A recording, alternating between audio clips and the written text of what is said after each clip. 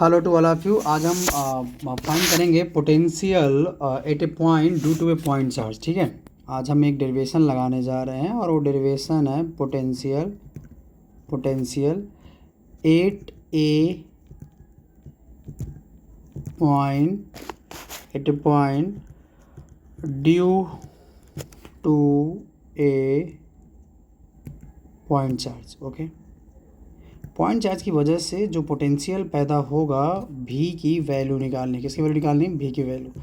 चलिए कुछ इंपॉर्टेंट चीज़ सुन लेते हैं। सर पोटेंशियल क्या होता है? पोटेंशियल वो होता है जब किसी भी टेस्ट चार्ज को जब किसी भी टेस्ट चार्ज को इन्फिनिटी से इलेक्ट्रिक फील्ड तक लाने में जो टोटल वर्क डन होगा पर यूनिट चार्ज, मतलब भी इक्वल W/Q0। ठीक है, उसे ही हम बोलेंगे पोटेंशियल।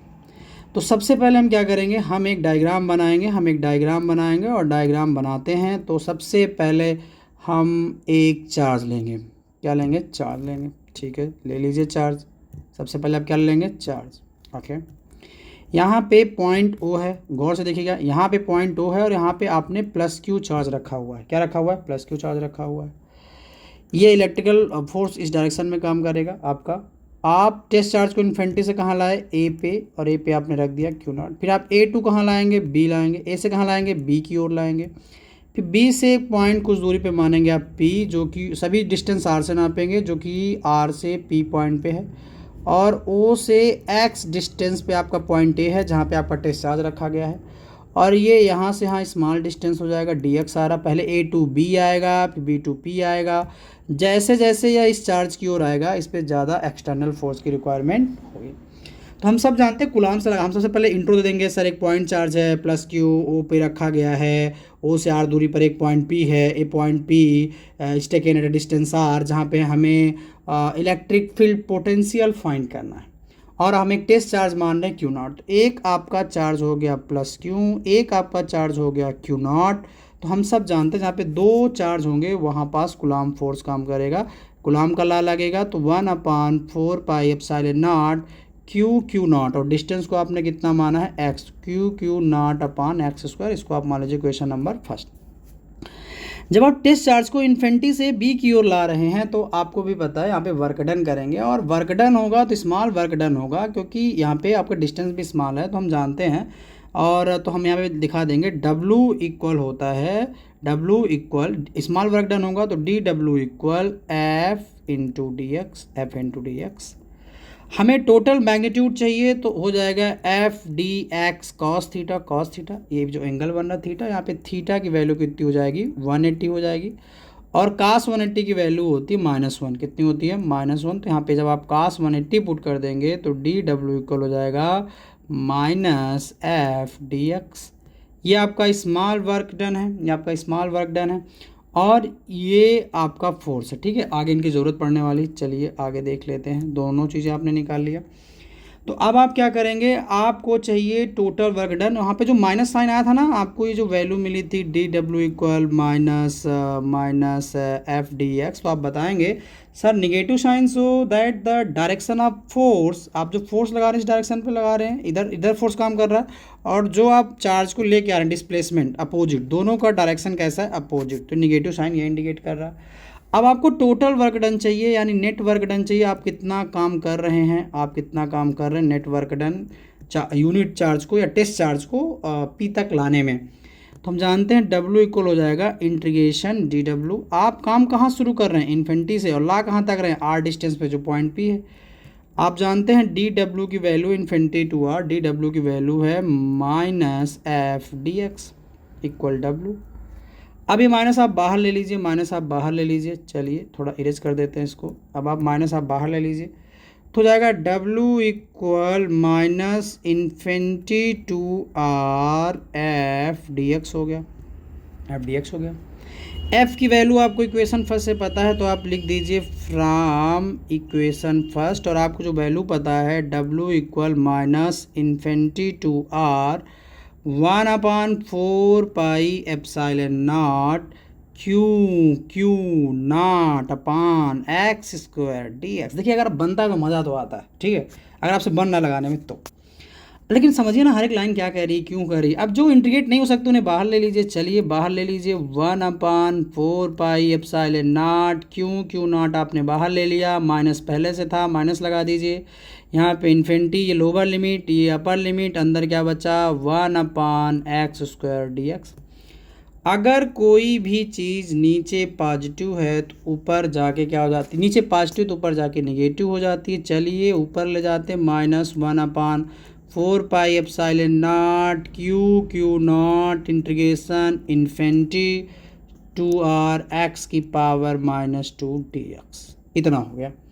अब इतने को हम इंटीग्रेट करेंगे तो इंटीग्रेशन का एक फार्मूला होता है, integration integration x⁻n dx equal होता है x⁻n + 1/n+1, ये फार्मूला होता है।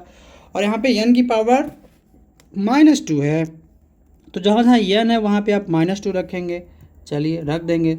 तो जैसे इंटीग्रेशन निकलता है तो आप बिग ब्रैकेट यूज करते हैं। कौन सा ब्रैकेट यूज करते हैं, बिग ब्रैकेट यूज करते हैं। इसको पहले आप माइनस, ये माइनस यहाँ है, -1/4πε0 क्यू0। जैसे ही इंटीग्रेशन निकलेगा बिग ब्रैकेट, यहाँ पास लोअर लिमिट यहाँ पास अपर लिमिट, x⁻1 n+1, तो n की वैल्यू थी -2 +1, ठीक है। तो W इक्वल हो जाएगा 1/4πε0 क्यू0 x⁻, अब -2 में 1 सब्ट्रैक्ट होगा, -1 आएगा, नीचे भी -1 आएगा और हो जाएगा इन्फिनिटी टू r।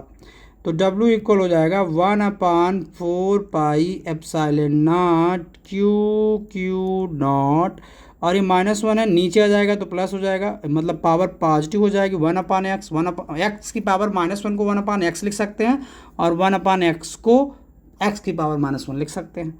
अब नीचे माइनस है, डिनोमिनेटर माइनस है, ये आ जाएगा ऊपर, और एक माइनस आपका यहाँ चल रहा है, ठीक है। जैसे इंटीग्रेशन निकल आता है तो आप अपर लिमिट में लोअर लिमिट माइनस करते हैं। चलिए आप अपर लिमिट में लोअर लिमिट माइनस करिए क्यू0, है ना।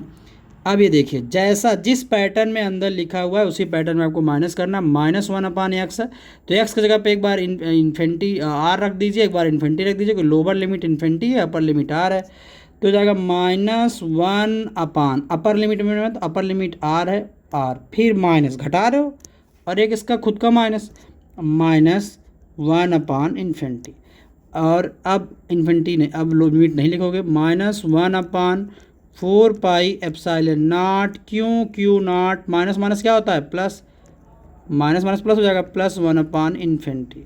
हम सब जानते हैं 1/∞ की वैल्यू होती 0, तो जहाँ पास 1/∞ है वहाँ पास आप 0 पुट कर दें। चलिए कर दीजिए 0 पुट, तो W इक्वल हो जाएगा -1/4πε0 क्यू0, और आप क्या पुट कर रहे हैं, आप -1/r, यहाँ पे था 1 + इन्फिनिटी, और इन्फिनिटी की वैल्यू होती 0, 0 से कुछ भी जोड़िए यार, वही आना है।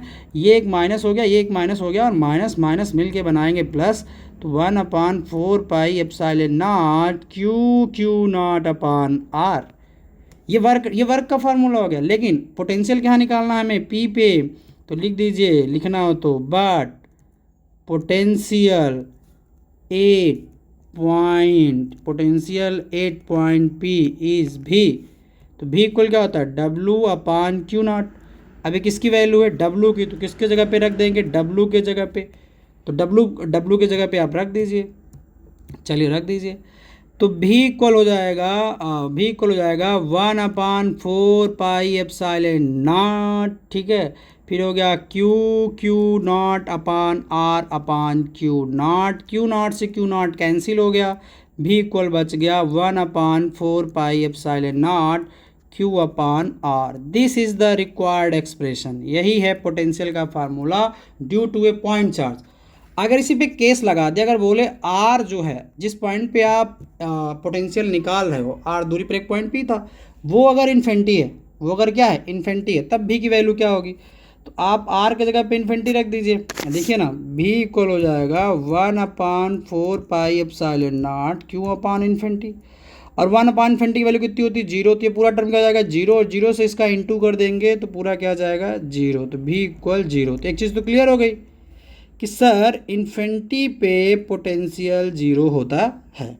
इन्फिनिटी पोटेंशियल क्या होता है, जीरो होता है।